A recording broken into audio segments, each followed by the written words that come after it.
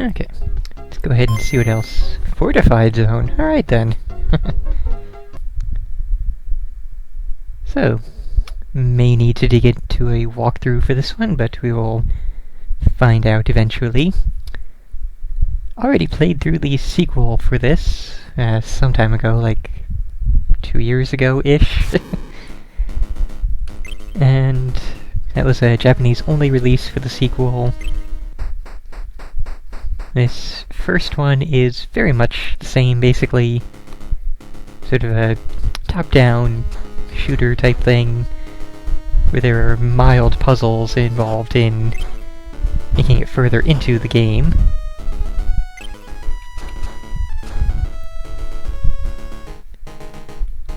And what is our map? There we go. Okay.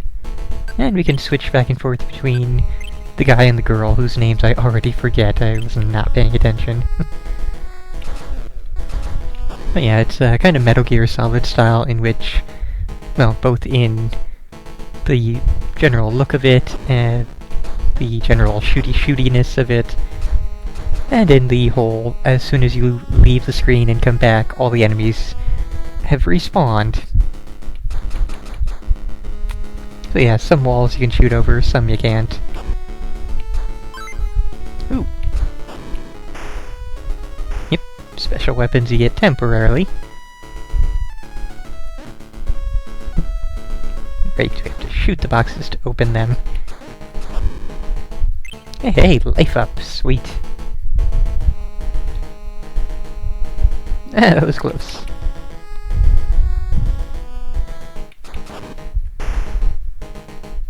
And basically each different stage is sort of self-contained in this little map setting we have. Some of them will have multiple floors, but don't imagine that this first area will. Okay, let's go up all the way. Oh, hi there, presumably boss.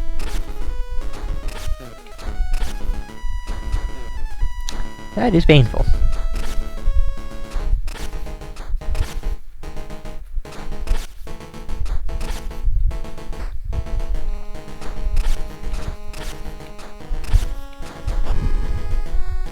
Okay, so I guess mini-boss. That gets us a key.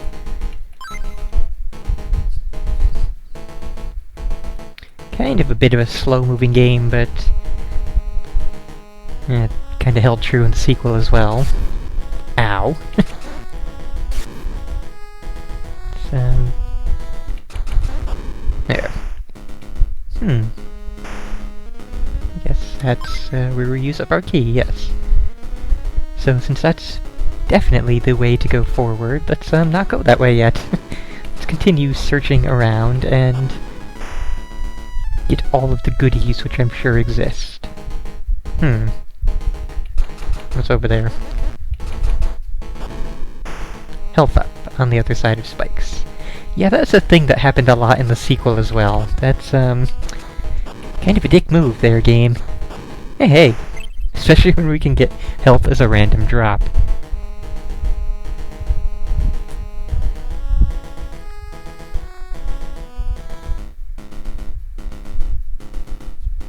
Don't know what you mean by that, Beld. You just mentioned something about, if nothing else, you'd be able to fully see the screen.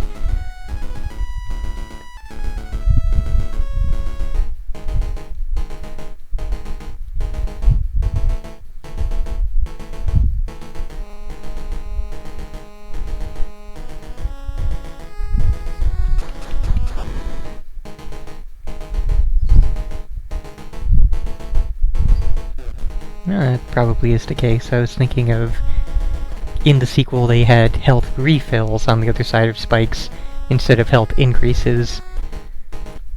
Yeah, where the heck was it?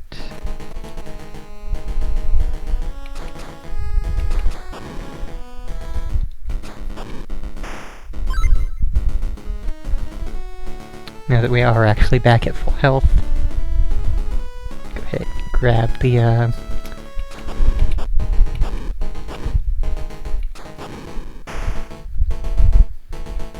Oh, and this time it's not there, because...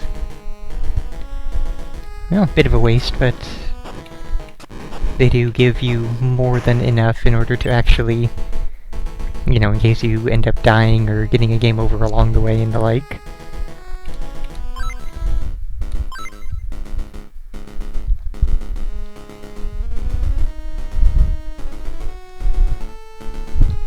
And Bill, do you care to elaborate on the whole fully seeing the screen thing? Because I don't know what that was in response to.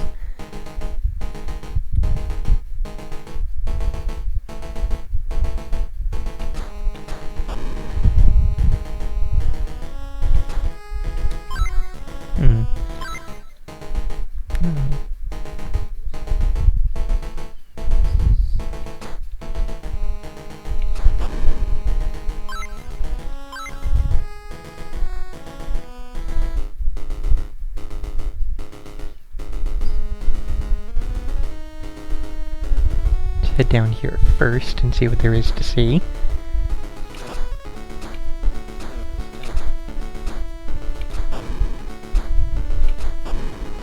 Kind of finicky on the hitboxes.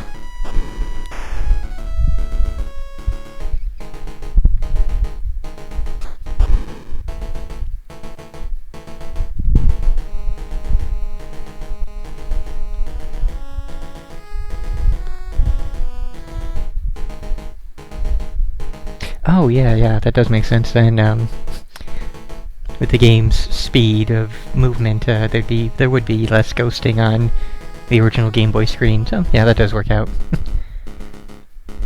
Not that the original Game Boy screen was horrible with ghosting. There were other systems out at the time, handheld systems, which were much worse than it, but it was not perfect. Maybe I'm supposed to be destroying a certain number of them. Maybe I can use my key. No, I can't use my key. Let's go for destroying missiles until something happens. Hey! And missiles can drop health kits. That is awesome. I guess we just had to kill one missile in each row there. Okay, that's pretty nifty.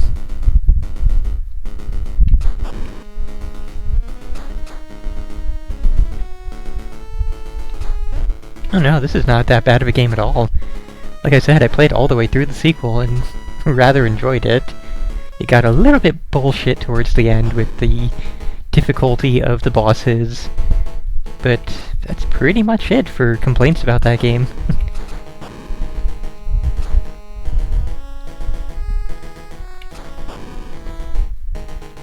And we will see how true that holds up here in this first game, but you know, everything I've seen so far seems to be it's very much the same.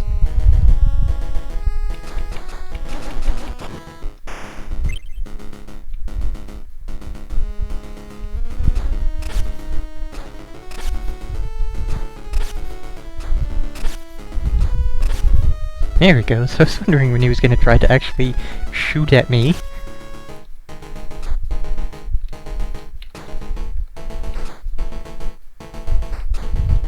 Oh, I guess maybe he was shooting and I just didn't notice because it was disappearing into the wall.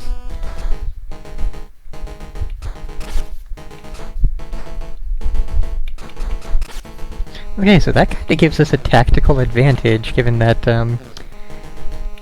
if it is all the way up, it can't fire at us. Oh, now it's... there goes that tactical advantage. Oh well.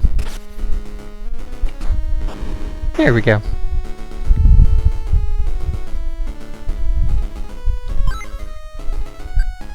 That's a good question.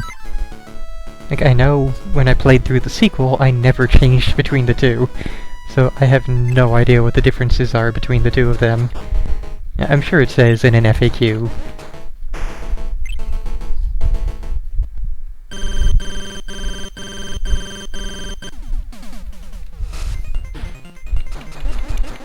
Well, I will say this is already different from the, sequel, in that the sequel never had, scrolling rooms for the bosses. So So I guess the sequel actually took a step back with that. How do we get up there?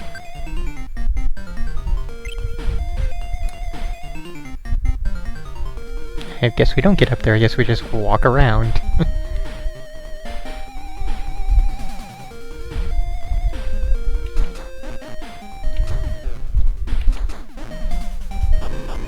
And there we go.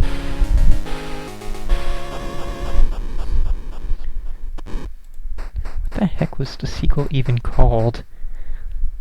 One moment while I search my own channel.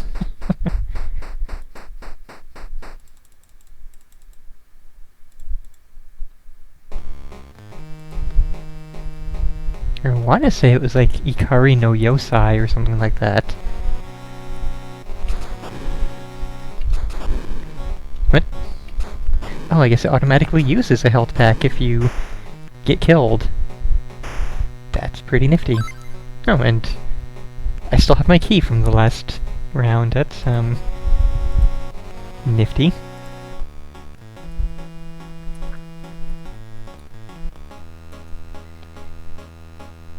Okay, yeah, it was Ikari no Yosai. That's the Japanese, Oh, and now he's a regular enemy, I guess. Yeah, Ikari no Yosai being the Japanese name of it, sequel only being released in Japan.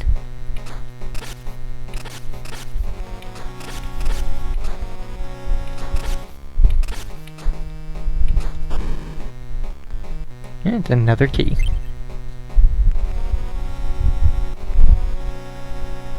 Okay, so what do we got? Another health up, that's nice. 2 of them. And yeah, that is worth, taking the damage from using a medkit since we've already got plenty of them.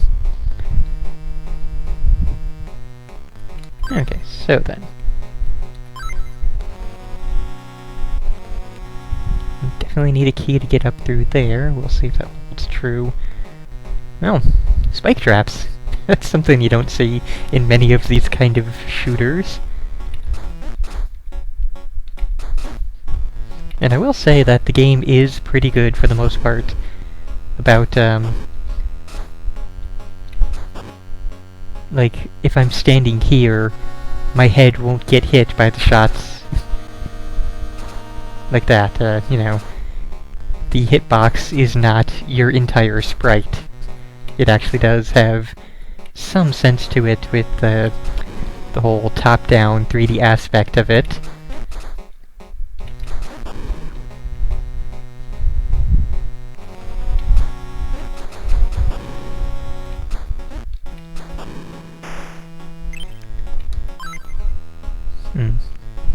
I'm assuming that the P-gun thing there is a gun power upgrade, but actually looking at those bullets, I would definitely say that is absolutely the case. And yeah, you do get upgrades just for the character you are.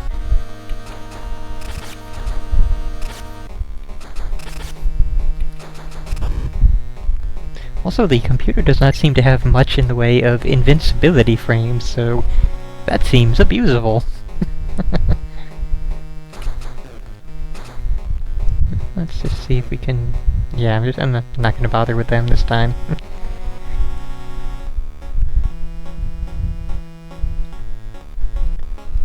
Okay, so definitely going that way, and the key door is our only way to go, but we got a couple extra keys saved up now, so it doesn't bother me.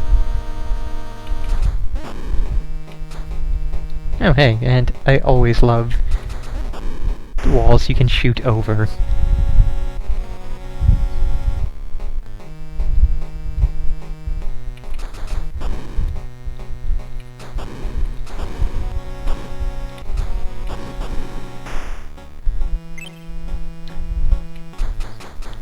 Still very curious about what these various upgrades are doing. Suppose I will have to pop open the FAQ at some point and actually learn about all this stuff.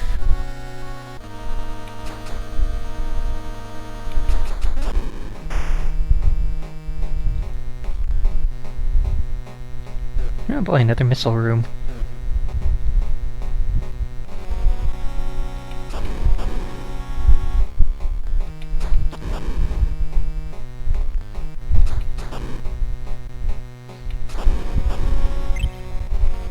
Okay, so I guess it's the flashing missiles. Oh, no, that one wasn't.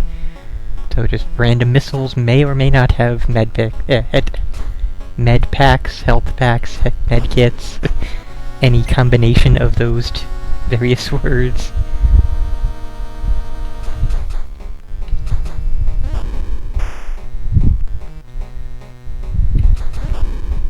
Oh, door's not even closed, so I'm not gonna bother with you over there.